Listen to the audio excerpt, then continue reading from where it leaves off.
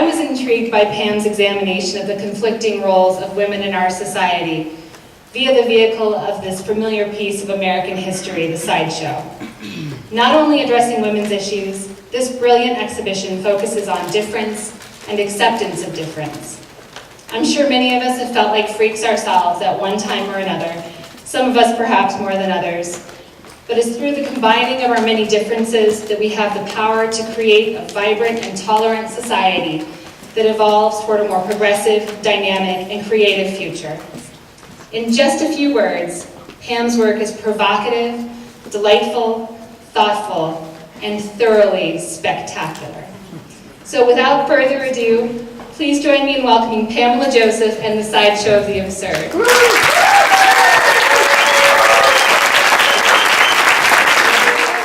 I want to thank Joy and Blake and the Museum, Fine Arts Center for inviting us to be here at the Sideshow of the Absurd. It's a gorgeous space, a gorgeous museum, and Joy is right. You should all offer all your help and support to this amazing organization, this beautiful space. So I'm just going to give you a quick background on my work, and thank you all for coming. Of course, all my family and friends from all over the place. I was very traditionally trained. My early work was always about women, because I drew nudes, I drew figures, and very early on, very influenced by pop art. I lived in Washington, D.C. during the Vietnam War. My husband was stationed there. I immediately got involved in protest paintings, and so my work has always been sort of activist in some ways or another. But then around 1970, it took a turn. It took a 180-degree turn. And I got totally entranced by spraying lacquers and urethanes on these large aluminum formations. And here I am there spraying a primer that was used on the space shuttle on one of the large aluminum formations. So because my work was very permanent, I got very involved in public art. But at the same time, I was also very interested in bringing art to the people. Why should it just be in a museum where people might be intimidated to come into that museum? Have it as part of our daily lives. This is the first formation that I did. It's at the Pickley Playground in Philadelphia, Pennsylvania. It was a 1% program, and I got $1,000 for it and did a huge amount of work, but it was great fun. These are entry doors to the Hungarian Embassy in Washington, D.C., and you can see me on the left, water sanding them. They're very impervious. And the Federal Courthouse, General Service Administration Commission in San Jose, California. There was a double bank of elevators for the federal courthouse there. Very illusionistic with the panels sliding behind the doors. Some people didn't even want to get on the elevators. And finally, Allied Services for the Handicapped. This piece is called Iceland Spars in Scranton, Pennsylvania. But anyway, I had another big turn in my life. My husband became very ill, he died. And I didn't want to do these kind of pieces anymore. They were toxic. I was working with isocyanates. I felt that the surfaces were very beautiful and, depth, illusionary, but they didn't really have any meaning to me. So I went back to the work that I had been doing previously that I mentioned about women, about their roles in society. It took me a long time. It took me, I think, almost 7 years to start exhibiting my work again. But I went back to those early ideals. And this was a show called Panorama. And the piece in the center is called Let's Deal. And it's a Monopoly board that's images of famous artists. And it was about the idea that women do not have equal representation in museums and art galleries. So again, this focuses on the many roles of women, all the different demands that society places upon a woman today. Is she a worker? Is she an athlete? Is she a mother? Is she a cook? Is she a sex symbol? I mean, this is a lot of things to deal with. So these are just two different pieces. I'll just go through these quickly. Rubber maidens, Olympic swimmers that have gloves on, housewives chained to their clotheslines. And these are hurdlers, Olympic hurdlers going over these women in China who gag themselves to protest lack of freedom of speech. And then I went on with a whole series to do with women. So I'm just going to go through these quickly. These are called calendar girls. And when I was doing the spray paintings all those years, the only time that women were ever in those body shops was that they were on calendars. So I said, okay, I'm going to do women on calendars, but they were shooting targets. laminated, hung from the wall with bullets. This was a show in New York, about 1996. And then I did a mini installation, a sort of mini Smithsonian installation, because when I do a show, I do a lot of research, and I tend to collect a lot of paraphernalia and memorabilia about what I'm working on. So you can see on the left-hand side, the calendar, the old calendar of Marilyn Monroe. There was an Old Hustlers magazine from the 1970s, a great article actually by Larry Flint's wife, Althea, on gun control. Yeah, amazing. And then in that same show, there were a series of images and about fate and chance, this idea of who you could have been.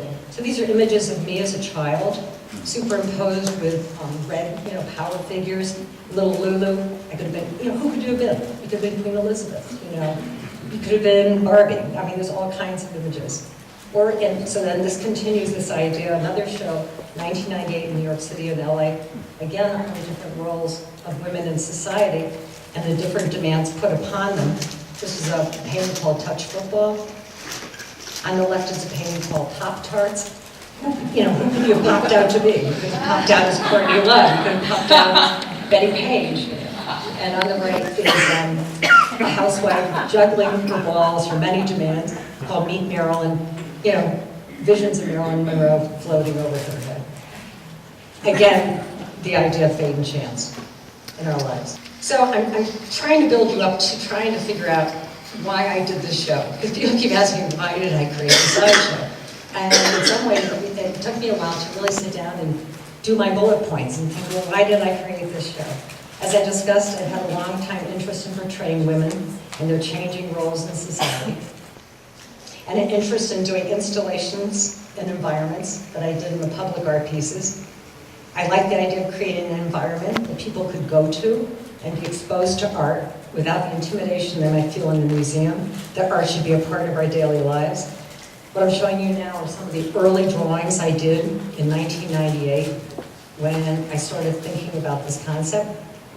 And I feel that the carnival culture was really an early form of public art. But if you think about it, think of the banners, the costumes, the performances. I mean, that was an early form of public art. Another fact I really want to mention that was very important personally was that I spent a lot of time on my grandparents' farm growing up outside of New Haven, Connecticut. And they had all this land, and they rented out for donkey baseball, circuses, carnivals. And I remember going into the sideshow tents and seeing people that were different from me, freaks. As a child, looking up at these people, I was so impressed with their dignity and stature. I mean, they were really more powerful than the people that were in the audience, the people that were around me. So, putting all this together, I realized that I could create a conceit where I could explore my ideas about contemporary society as a carnival of images and personalities, a show about the power of women, fate and chance in our lives, violence behind facades, and other issues that were important to me. There's so many issues, but an awareness of our dying planet, the extinction of animals, the fragility of our world. How could I express this? But the carnival idea came to my mind. I also liked working in a variety of mediums, and I think this is important because the Sideshow gave me the flexibility to really do anything I wanted. I could create a sculpture out of wood, I could paint, I could work in paper mache, and then I got into sound and movement, and these were all, just amazing worlds that I could explore.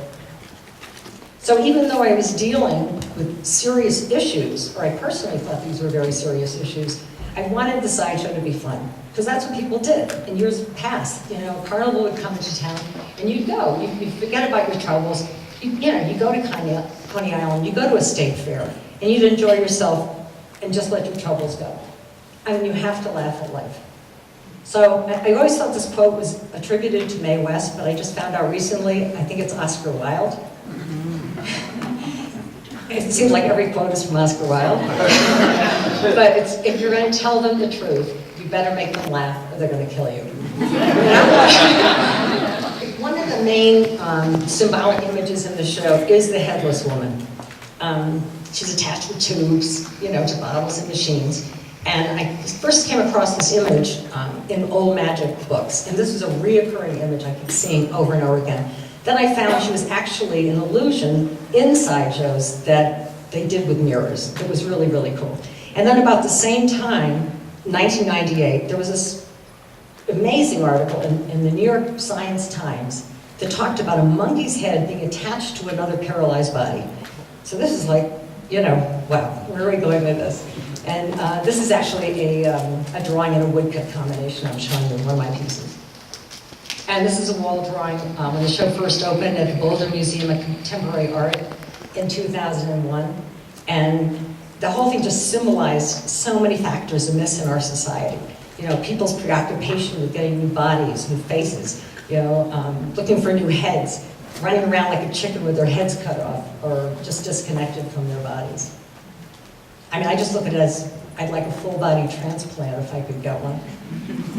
And I'd like to explain a little bit how we go about setting up a show like this. Because it's a complicated procedure. In it's been to a number of venues, and every time you go, you have to figure out what it's going to look like. So we make little models. And this is the foyer of the leading into the space. And that little figure out in front is Joy, our curator. She gives us our scale for the show. And you want to be sure you know where the pieces are going to go, because a piece like the Sword Swallower, it takes 4 or 5 guys. She's solid spruce wood. How do we put her in place? You don't want to start moving her around like a couch. The Absurdities banner, I always like to put it at the beginning. It's always at the entrance to greet you. And this is a view from the installation in northern Indiana. And that's me, holding Max, my late and great muse, my cat, the world's biggest house cat. I try to lift him over my head, and I have on red toe shoes. And a lot of the work is extremely personal, but my mother always wanted me, I took tons of ballet lessons, and every year I was going to go, it was this year, Mrs. Joseph, your daughter's going to get up on toe shoes, you know? And they was like, no good, you know? So as you go into that first room, you encounter a lot of the big exhibits. You enter under an arch of lights, you know, there's funky circus music that is part of the Garden of the Virgins. And I want to tell you just a little bit about this because it explains how a piece can come together. There's always a combination of factors and serendipity that creates an exhibit. So this arch of lights is from my memories of when I went to with my grandfather to the Italian Feast of Lights, the Avesta. And I have a couple of friends who collect weird and sell wonderful things. And I went to their house one day, this is in New York, and they had these 2 pink unicorns sitting in the driveway. And I said, I have to have those. And I bought them. And of course, I had no idea what I was going to do with 2 pink unicorns, but you know, it's one of those things you had to have. They were actually used in a Barbie commercial. So then the next step was Rob and I went to the Metropolitan Museum and saw these amazing tapestries, the unicorn tapestries, and which are beautiful narratives. And then I began to learn more about unicorns. They never die. They can only be captured by a virgin. And of course, there are many references in the Bible about the power of unicorns. Matter of fact, we were in a taxi, Rob and I we just seen the unicorn tapestries, and I brought this up to the taxi driver, and he quoted every reference in the Bible about unicorns. And I'm in the backseat, like, trying to write down all these references. I'm like, okay. And then my friend Kurash, this is all at the same time, sent me these molds of Barbies and Snow Whites from Malaysia. And the piece started to come together for me. Snow White is, of course, a virgin. We don't know Barbie is, but we are giving her the and I wanted to create this beautiful and idyllic garden, but where there is a sense of danger lurking behind facades. And I talked to a gentleman last night, came to a preview, and he said, well, there's always a snake in the garden, isn't there? And I was just like, wow. Just a couple quick shots here of the unicorns. You can see them in their original pink state. Where you see the darker red color is where I'm putting a primer on to gold leaf them in 24 karat gold leaf. And then there's a truck taking them out of the valley where our studio is. So I'm just going to touch on a few pieces. I wish I could talk about them all, but because they're all my babies and I love them all equally. But the sword swallower is also in this first room. And I carved her out of spruce, which is a very hard wood, I found out, and so it was pretty challenging. And usually in the carnival, the sword swallower is a man.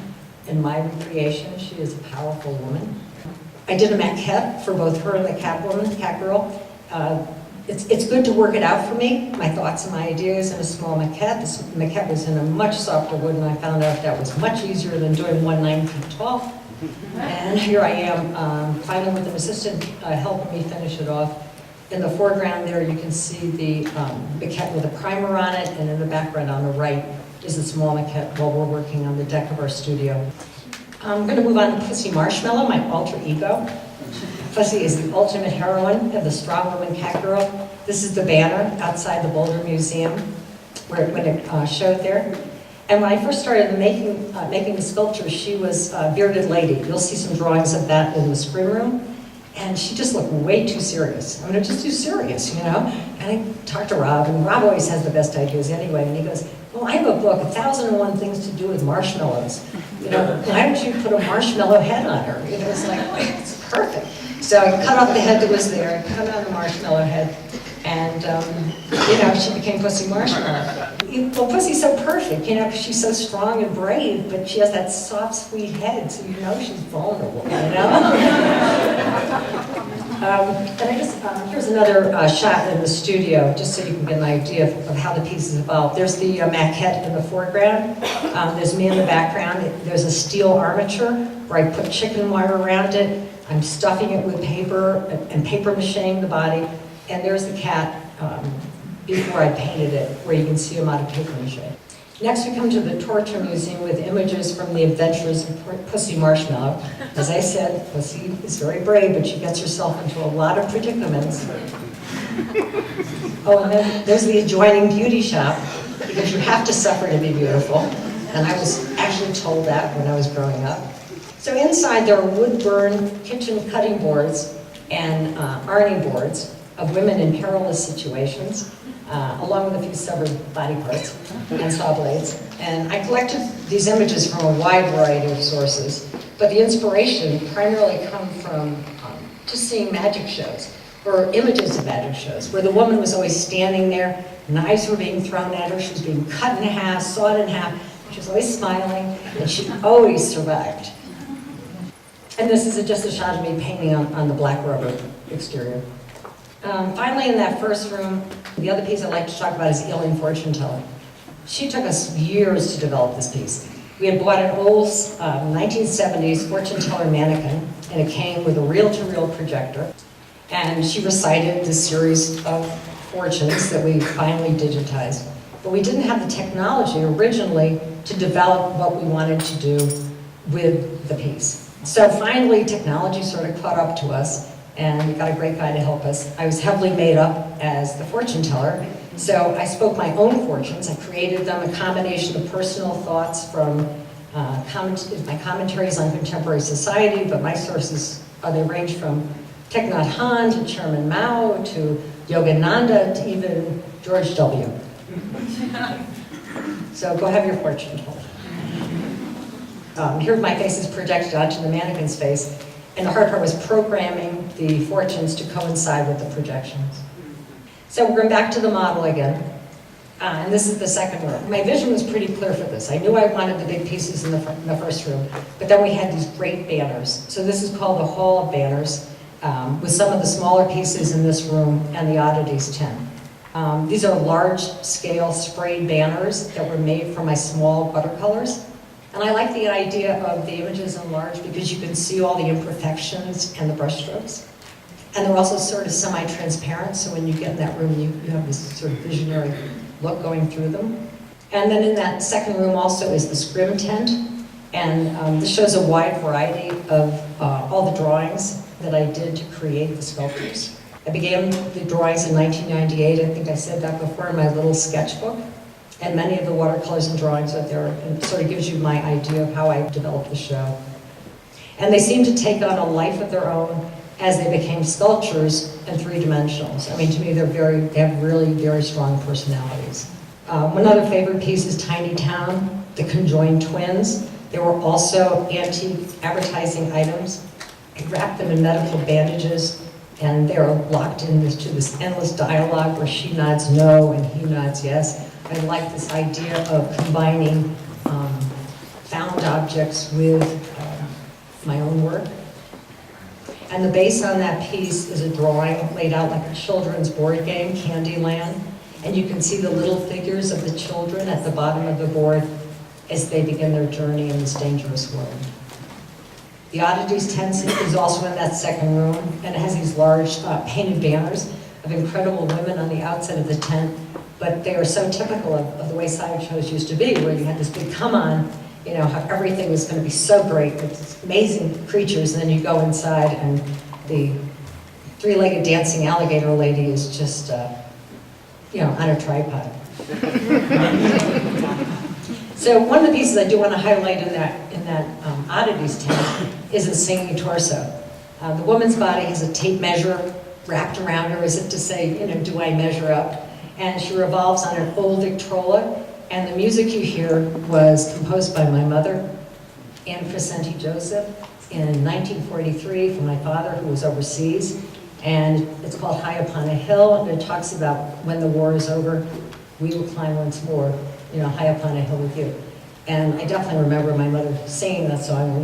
If I had a better voice, I'd sing it for you right now, but you'll have to listen to it in the Oddities tent. One of the pieces I want to talk about is Cincinnati Clico, Captive Swan Boy. He's actually based on a real sideshow character. He was a captured bushman that was put on display with a traveling show in the early 20th century. And this exhibit, again, evolved through a series of serendipitous events. But I read this cover story on a National Geographic about the lost Indus civilization, which also inspired his swan headdress. And the quote from National Geographic was amazing to me because it discussed a lot of my own issues. It was about like, where did the unicorn go, and the collapse and disappearance of a society. And for me, I feel that is a threat to us today. And probably Shelley is my favorite. Don't have favorites, but if I had a favorite, it would be Shelley the Human Tortoise. It began when we bought this poor little doll at an antique shop, and she was just falling apart. She sat on my table in a tortoise shell on the work table for so long, and then finally I just developed this narrative, this scenario about her, painted the banner, put her in a case with relics and histories of her past, another sort of mini Smithsonian exhibit. And then I created a narrative about Shelley's life, and you can read about it on the scroll. There was a time when turtles ruled the world, and only a man of kind heart could marry the princess and become the guardian of all the animals in the kingdom. Okay, so finally the third room, and I wanted this to be more of a traditional gallery space. I call it the Pussy Room, because there are many drawings of Pussy Marshmallow in there. And also a great, exciting, interactive installation where I collaborated with our friend Courage Boulanger to showcase the dancers from the sideshow in an animation sequence that comes alive with the interaction of the audience. And finally, for every show, I try to, and I like to do a new piece. And this is the new banner that I painted for this show, Pussy Marshmallow as Shamunda, the divine mother goddess, destroyer of evil. And she is a fierce avenger who can wrap us in her 10 arms. I had to paint 10 arms, by the way, and hands. And I thought it was especially appropriate, given the theme of the show, gods and monsters, goddesses and monsters. And more than ever, we need this goddess to watch over us and our world and to keep us safe. There is no way one person can do this show. So I've been working on it for a long time. But I've also been working on it from the beginning with a great crew. As Joyce said, I call them my art carnies, but they're much more than that. They're all artists in their own right, and we have a lot of fun. It's a huge amount of work putting the show together. And believe me, I still don't know how a lot of the pieces run. I don't know how the sound works, you know? But I gotta thank Robert, my partner, and he's my point man. He puts it all together, you know, tells people where to go and what to do, and probably the best ideas are always his. And Heath, who's our friend and studio manager, who has worked really hard this summer preparing the pieces and making crates and getting us organized, and it's an amazing job. And okay, Strongman Steve, he makes the pieces run. Walked into the show tonight and I handed him a handle that someone had broken off. It's like, okay, Steven, do something with this, And he's amazing because he does make the pieces move, and without him, there wouldn't be a sideshow. Lauren does the lighting and anything else she has to do with sewing or anything. But the lighting is critical to the sideshow. She creates the mood and that feeling of mystery that you want to get when you go into something that you're not sure exactly what it is. And then our really good friends Sam and Koresh. They have been with us from the beginning with the sideshow. So they've seen it and they've been there and have never given up and have supported me all the way. Susie, who runs our office, she's worked tirelessly to get all the work together and all those checklists. And finally Liliana, who came up and adjusted it because she knows what she's doing, and an amazing artist and computer artist in her own right and graphic designer. So that's my team, and I thank you all very, very much. And just thank you all for coming from all over the place, and let's go and join the sideshow.